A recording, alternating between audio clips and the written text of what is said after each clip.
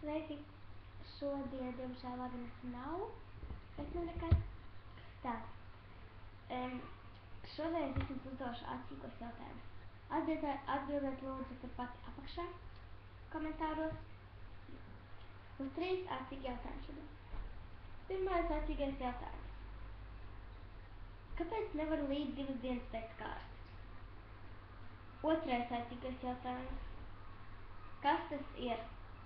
Tavas mammas meita, tas nav tava māsa. Un trešais jautājums.